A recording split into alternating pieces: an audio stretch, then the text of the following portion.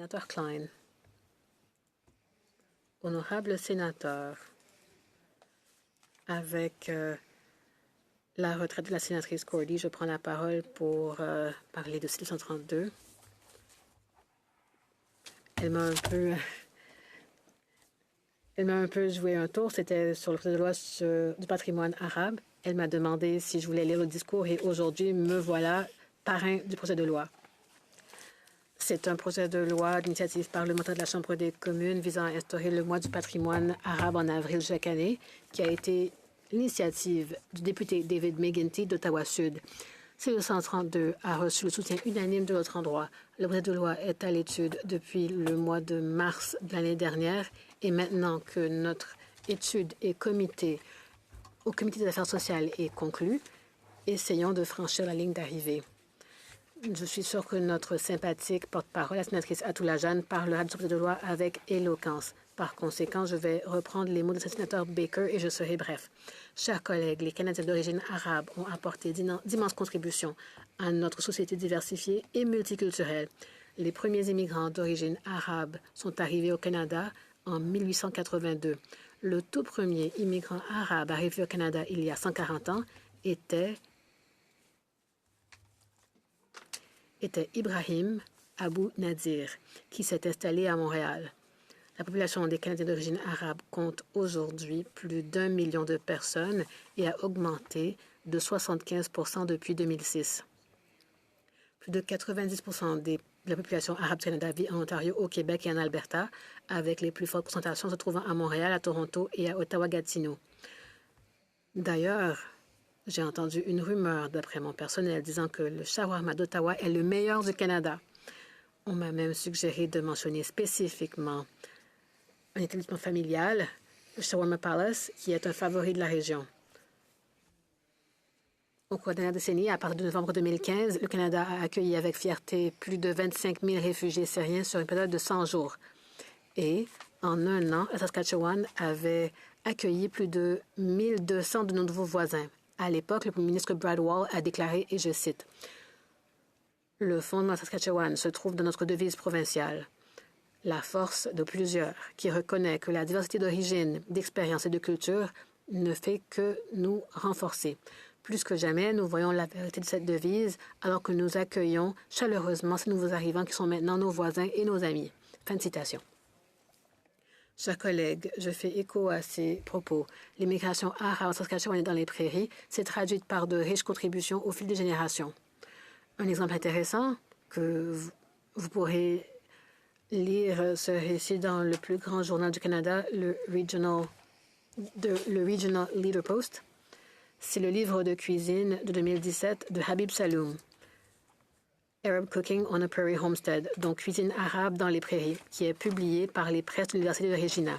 Je sais que je parle de nourriture, donc je dois avoir faim. Avec plus de 200 recettes qui passent de soupe aux courges, ce livre de recettes est un hommage aux parents de M. Saloum qui ont quitté la Syrie pour chercher une nouvelle vie dans la Saskatchewan. Je cite un extrait de ce livre. En cultivant des produits exotiques importés de leur pays d'origine, comme les lentilles, les pois chiches et le boulgour, les Saloum ont survécu aux conditions du Dust Bowl des années 30 et ont contribué à changer l'agriculture canadienne. Chers collègues, vous savez que le Canada est le premier producteur et exportateur mondial de lentilles, avec un tiers de la récolte mondiale, dont 95 % de la production se trouve en Saskatchewan. On pourrait dire que dans notre grande province, nous avons le doigt sur le pouls. J'aimerais vous parler des autres contributions des Canadiens d'origine arabe à ma région, mais comme j'ai repris le rôle de porte-parole de la sénatrice Cordy, je m'en voudrais de ne pas dire quelques mots sur sa province de Nouvelle-Écosse.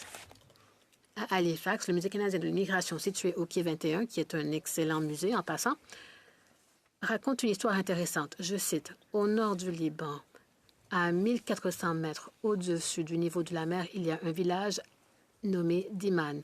Il est petit avec à peu près 700 résidents. On peut le traverser en environ 20 minutes. Et la ville d'Halifax compte autant de personnes originaires de Diman ou dont les familles sont originaires de Diman.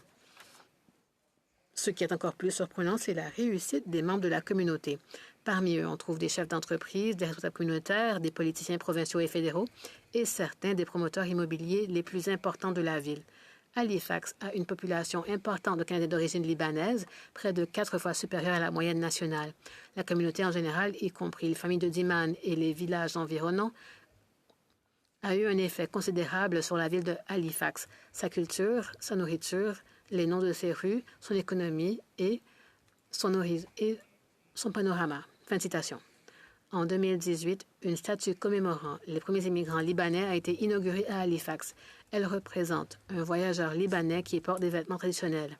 La plaque accompagnant la statue indique, je cite, « Ce monument est le symbole universel d'une communauté libanaise fière, forte et unie dans le monde entier. La statue rend hommage aux premiers colons libanais qui, il y a 130 ans, ont établi une présence dans ce pays, créant des liens de loyauté, de foi et de persévérance. Nous sommes reconnaissants envers notre communauté de la Nouvelle-Écosse et pour les amitiés durables nouées dans notre nouvelle patrie, le Canada. » Fin de citation.